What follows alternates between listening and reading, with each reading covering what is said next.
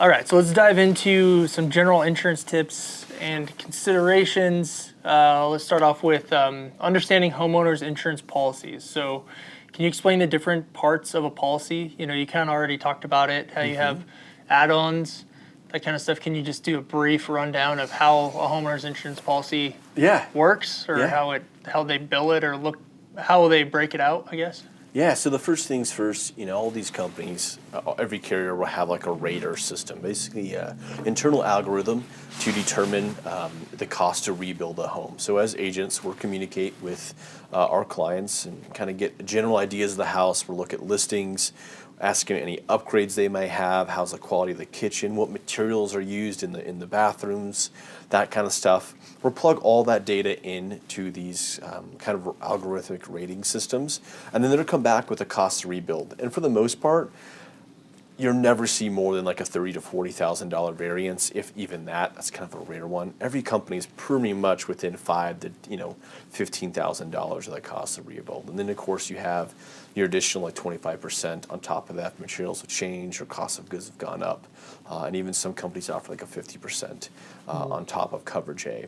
And so that's kind of like the meat and potatoes of what you're looking at on a policy.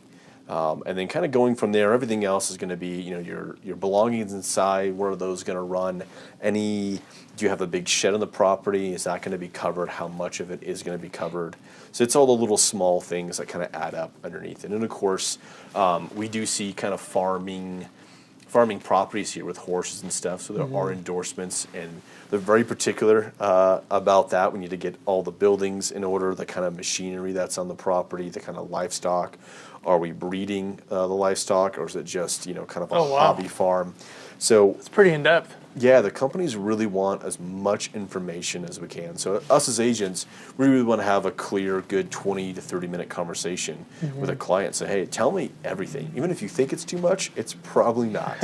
And part of the reason we do that too, right, is we can maybe find discounts. Like, hey, do you have a fire suppression system in your home? Do you have an automatic water shut off in your home? Yes. Awesome. Let's throw that discount on there, save you some premium. Insurance companies love to see kind of stuff like that anyways. So, the general deck page, the first part, like we said, is kind of listing the cost to rebuild. And after that, it's, your attached, your detached kind of sheds, what's in the house, your personal belongings or different endorsements for that. So you can kind of get in detail. We can spend 10 minutes talking about all of it. But in general, it's just kind of the cost of everything inside as well. Okay. So when you talk to somebody about that and you spend half an hour with them going over everything, you are an insurance broker, right? Correct, yeah. You don't work directly for Geico or for Progressive or Allstate or one of those companies. Yeah, so we have about 35 companies that we broker with, or carriers really, that we're able to shop around for someone and see what's the best fit for them. Not just financially, but coverage-wise as well. That's kind of the king, is making sure someone's correctly covered. That's what I was going to ask, because you get to know somebody, so if they've got horses, if they're breeding them, if they're doing this or that, and then you already know which insurance companies would appeal to somebody that's more in their pocket, right? Yeah. I guess, is that a way to put it? Yeah. I mean, you know their needs, you know them, so then you can be like, okay, well, these insurance companies are probably going to give you the best rate. And then how does that work? You shop those insurance companies and see what rates you can get? I don't always shop all of them, right? Just because sometimes you get these anomalies where company B you never thought would give them a great rate, and all of a sudden it's like, wow, that's a killer rate. I don't know why that is. I can't explain it. And maybe it's 2 out of 10 times, but it's worth it to take that chance. But in general, if I can see a property's address on the map, I'll know right away, hey, out of the 35 companies, really only 4 or 5 of these companies are going to give a competitive rate. So you can kind of get, once you write enough properties, you kind of get the feel of each carrier, what their appetite is, what the location is. You kind of look around the home and stuff like that. But in general, we always shop all the companies, because you never know. Sometimes you get a killer rate from a company you least expected to deliver that. So obviously someone buying a home, they need to get insurance set up before we close escrow. Yeah. If they're getting a loan.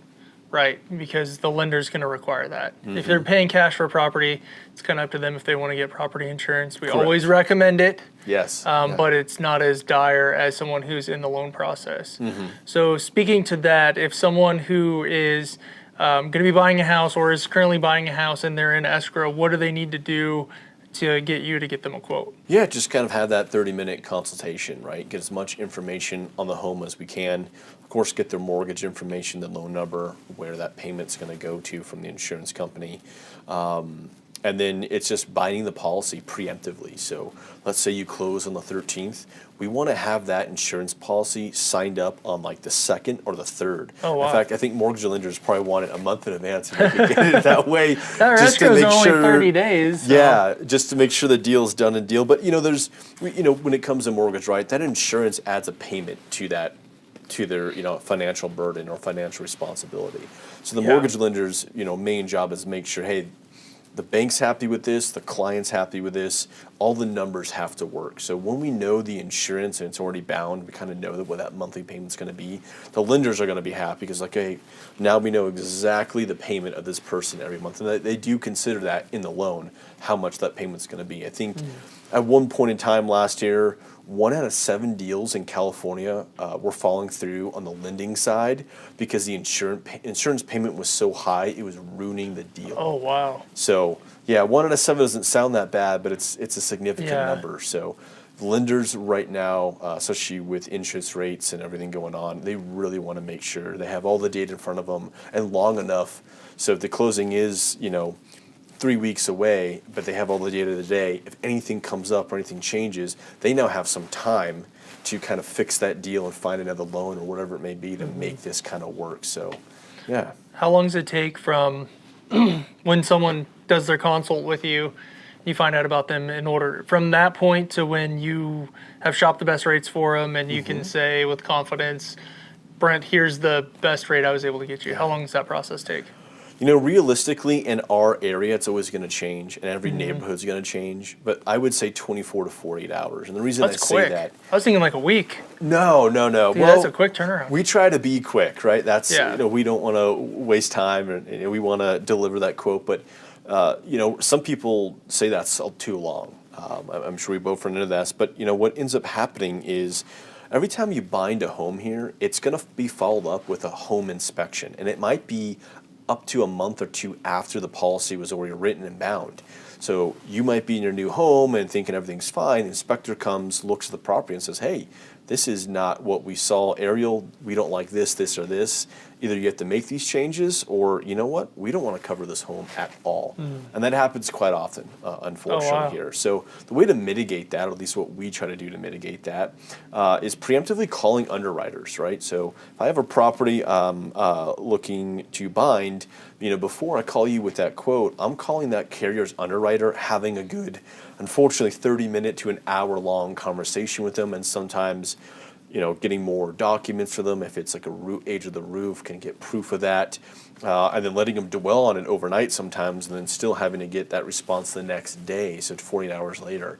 But we want to get everything kind of verified by that carrier and make sure, hey, the rate we're giving you is locked in, it's been approved, inspector might come out, but this is what we got. We've already kind of mostly done due diligence, making sure T's are crossed and I's are dotted. So that's really most of the time right now. It's not just getting the information with the client and running it, but then calling and verifying through all these companies, hey, we have this locked in, they're happy with it, they've looked at aerial footage of it. Do you have any other photos you can show around the house, if there's trees, if possibly, seeing what they're going to say and kind of going from there. So with that in mind, would you recommend that a buyer, as soon as they lock a house in contract, they get in touch with you so you can start the process? Their lender would tell them that, not just me. The lenders would usually be first to email me, and then we always try to get back to our lenders ASAP because we know, again, the importance of seeing that number on insurance and how that's going to affect the deal, because it does have a huge consideration for each person buying it. Some people might be overqualified and it's no issue, but right now with home prices and interest rates, if you're kind of on the edge on a property, and all of a sudden we get back a quote and it's $3,500 a year to insure that home.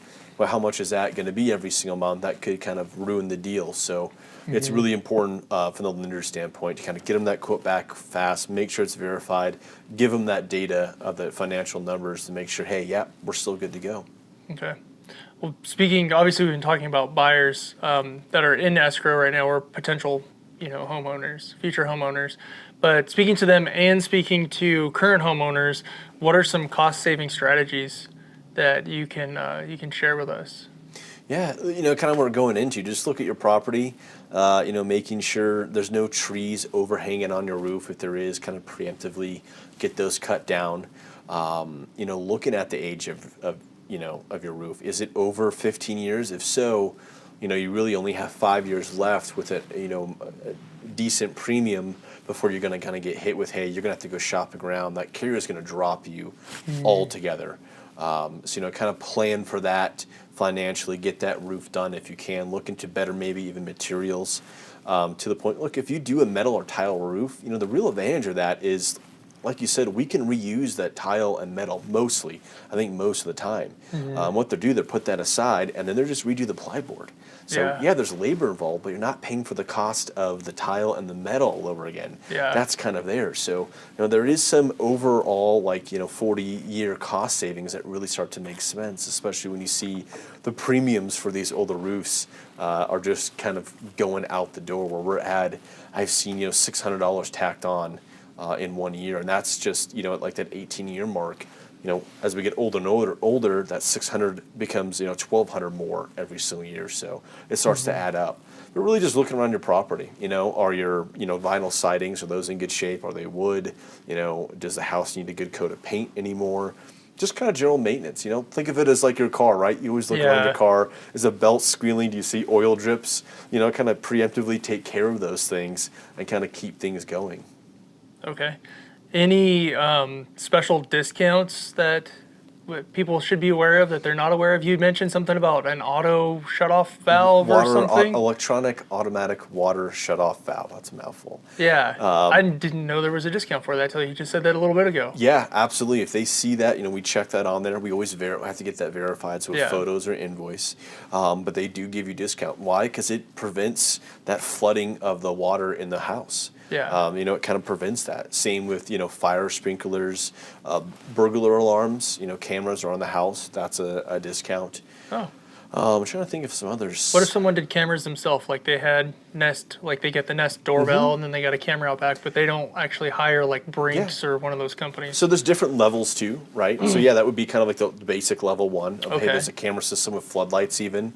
That's an option on there. And they're small, but they can add up over time. But yeah, really, you kind of look at, sprinkler system, camera system, water sprinkler system. What about the Wi-Fi smoke detectors? Yeah, if they report to a local station or report to your phone, there is a discount for that. Yeah, certainly. Nice, so. good to know. Having a fire extinguisher in the house, obviously deadbolts in the house, good set of locks. That's something we put on there. So little small things, kind of they don't add up to. Sorry, individually they're not one big chunk, but when you have 6 of these things, you're like, wow, that saved me $200 this year. That's great. Because you're an insurance agent with multiple insurance companies, if someone does their auto and their home policy with, like, say, Progressive or one of the same companies, do they also get, like, a multi-policy discount? Yeah, bundling is great. We love bundling. It really helps, especially when you have all the toys, the RVs, and the side-by-sides. We are seeing right now significant discounts with bundling. Companies actually are wanting to see everything in-house, and we always try to do that. But at the end of the day, being a brokerage, the nice thing is, even if I have your autos under, let's say, Progressive, and your home under Safeco, you're bundled with us, and so we're able to still kind of take care of the policies for you, because sometimes some of these companies give killer rates on the auto, but they don't want to touch the home because of the area we're in. So, right now, the area we're in, we only have a certain amount of companies that will work in some of these neighborhoods, and they may not even offer auto, for an example. So we're going to have to kind of shop around for both those separately. But bundling is great when we can do it. Credit, does that impact like your cost of your insurance? Yeah, so this brings me into really quickly a good thing to discuss. We have credit scores and we have insurance scores. For auto, it's more important, I think, but for home, certainly it does have an effect. That insurance score is going to be a combination of your credit score and a combination of your claims. So how many claims have you filed in the last 5 to 7 years? Whether it's glass claims on auto, which do count against you now. That's insane. Some companies might give you 1 or 2 freebies, but then after that, you start piling those up, and then all of a sudden, that company for that free glass is going to charge you more every 6 months or 12 months over the course of the 5 to 7 years it stays on your policy than it was for you to just preemptively replace it yourself. Which That's insane. I can't stress enough to stop thinking of glass as an insurance commodity that you can use. Think of glass as like your alternator or your oil change in your car, right? You're not going to call me when you need an oil change or you need your alternator fixed. You're going to just go right to your mechanic shop. Unfortunately, with glass right now, I don't think it's worth it. I really don't. I wish it was. But for the amount that we're seeing premiums increase with all these glass claims here, you're better off replacing it yourself, going to a local shop here, some mom and pops. They offer great deals with great quality glass, which we're always happy to recommend. Or they make a PPF, which is not going to get too into it, but it's like a film. You brought it up, but to define for the general public. So, I'm also a car guy, so I know what PPF is, but it's going to be called paint protection film. Yes. So what it is, it's a clear film that goes on your glass. And it, if you get it thick enough, there's some better companies that do it. It will kind of help protect from that glass shattering, right? It'll impact itself. Now, over time, over the course of a year or two, if you're using your wipers a lot, it will start to scratch, and you'll see that on the glass. However, for the cost of ripping that off and putting a new one on, not only are you saving yourself in the claims on your insurance, but whenever you're taking glass on and off a car, it's not great. There could be wind noise. It couldn't seal right to take it back. It can be kind of a headache, right? Your car's down. It's in the shop all day. Or, it could be a $2,000 piece of glass like we see in Teslas or some of the Range Rovers where, for $500 on that PPF, yes, it's a lot, but it's saving you the $2,000 of the glass. And like I said, over 5 years, I think I did the math for like even a $400 or $500 piece of glass. They're going to have charged that client $3,000 over 5 years for a $500 front glass. So anytime we can avoid that, going back into the insurance scores, I kind of weaved there for a bit. We want to keep that off your insurance record because it does improve your insurance score, which is a combination, again, to reiterate, of your credit and your kind of claims history, whether it's on your house or your cars. Deductibles, we haven't talked about that at all. Are there different deductibles when it comes to homeowners insurance? That's a really good thing. I'm glad you brought that up. Yes. So you have your normal $1,000 deductible, which a lot of people like.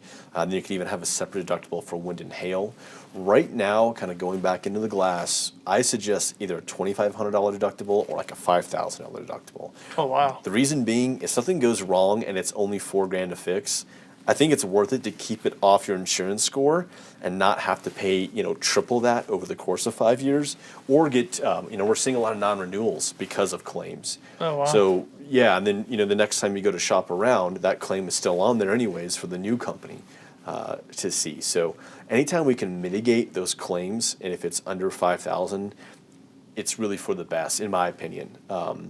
We really want to think of insurance as for the home, a legal kind of protection, whether it's something gets injured or someone gets injured in the house, you having that correct coverage to kind of pay for those expenses, or catastrophic loss, right? You're trying to prevent a catastrophic loss with the insurance on there, but it's really not meant for the small things anymore because they're adding up so much. It's costing people either being able to get insurance in general or super, super high premiums. So any other cost-saving strategies or anything you can think of that we didn't cover? No, I think that's it. Is kind of go through the policy, see what you need and don't need. I look at policies all the time. I'm like, hey, there's 5 endorsements on here. You don't need it. Sometimes I see hobby farming, for like a condominium or a townhouse, and you're looking around. I'm like, there's no way that could be on there. So it's stuff like that. Just making sure not only do you have the right coverage, but you don't have endorsements that you really don't need. And vice versa, right? So, and then deductibles, having that discussion, realizing, hey, what should I be paying out of pocket and what should I be using the insurance for? But other than that, bundling, of course, like we kind of talked about, that really helps, and just keeping everything looking good and nice. Shifting gears a little bit, saying I'm a homeowner, which I am a homeowner, but let's say I had the RO system leak in my house and it flooded and it made damage in my kitchen. What's the process on like filing a claim?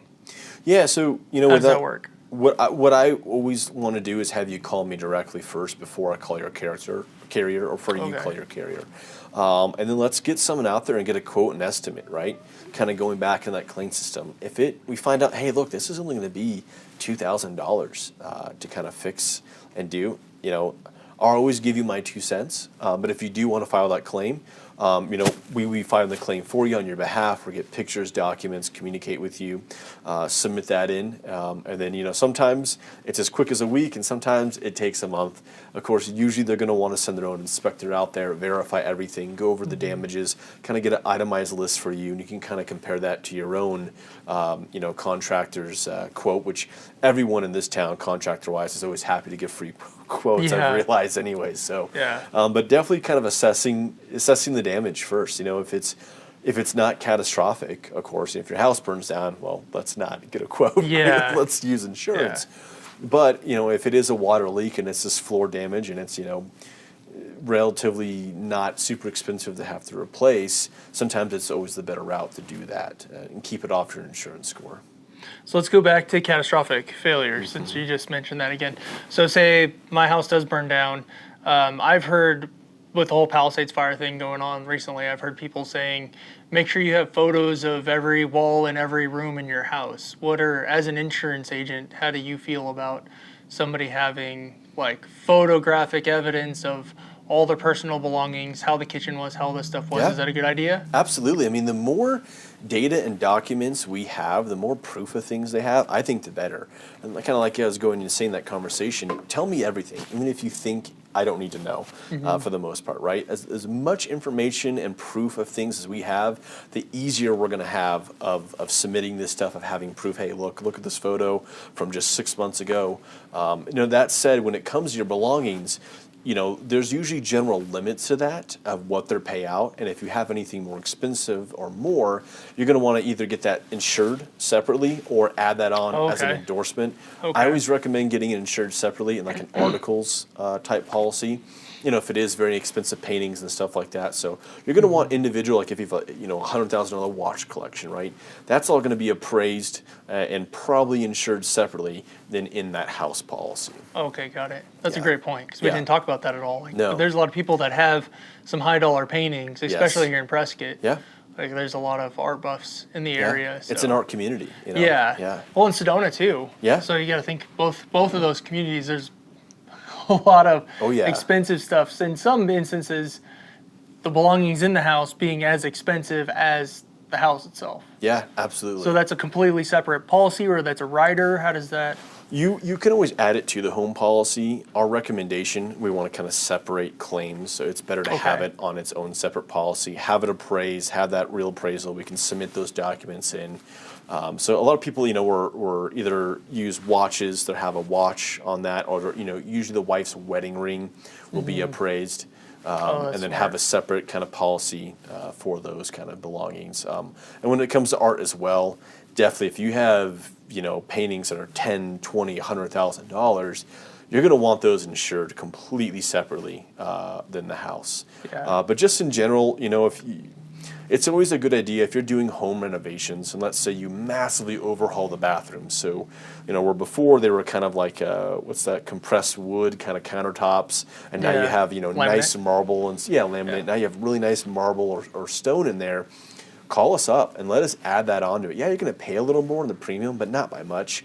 But if in case something happens, you're not going to be covered if your policy's written for kind of what we call like a builder's grade home, and you remodeled the whole thing. You spent $40,000, $50,000 on the kitchen and everything. Insurance company doesn't know that. They don't go check that. So that's a great point. We have to take that information from you and those documents and invoices and receipts and submit that to make sure you're properly covered for those things. Yeah. One last thing before we wrap. Yeah. How often should somebody review their current policy? That's a great on a question. Yeah, it kind of depends. I'd say every 3 to 5 years. Okay. You do get some loyalty being with the company for 3 years or more, right? But insurance. What I've seen is that company A, because everyone swears by this company being the greatest, and they were correct for a time period, for an era, or for a season. That company was killing it for the 5 to 7 years. But things change. These companies do kind of adjust their rates, and what's a great company last year may not be as great as company B now this year. So I like to say every 3 to 5 years, kind of take a look, reassess. As agents, we're kind of know, hey, look, this company is killing it right now. They just started offering us much better rates. They have a new system. They've been working with local officials. Have been getting that data back from the cities. They have a very accurate map of response times. We definitely think we should put you with them, and let's stay there for 3 to 5 years because the premiums are going to kill it. Shopping around can actually get you in trouble. If they see you're swapping companies every year or two, or even every year or two, when you've gone through 3 companies in 4 years, you're like, well, where's the loyalty? So. Yeah, what's the best way for people to get in contact with you if they've got any questions about insurance or they want a policy review? Call or email Chasen at myvipinsurance.com or 928-327-1314. And cool. Even if it's not me picking up the phone, anyone here will be able to help you take the information down. And like I said, we try to get back to everyone as soon as possible. Mm-hmm. Any other last thoughts that you want to end with? Or no, this is just want to say this has been fun and great. So, it's kind of always a weird nerdy conversation to have about insurance, but it's incredibly useful for people right now. You're saving money, and you're going to have a better quality home overall. So that's it. Thanks for having me on. Cool. Yeah, absolutely. Thanks for letting me pick your brain. Yeah. Sharing your knowledge, your wealth of knowledge, and your expertise. Absolutely. With the Northern Arizona homeowner. Yeah, sounds great. Awesome. Thank you. Thanks.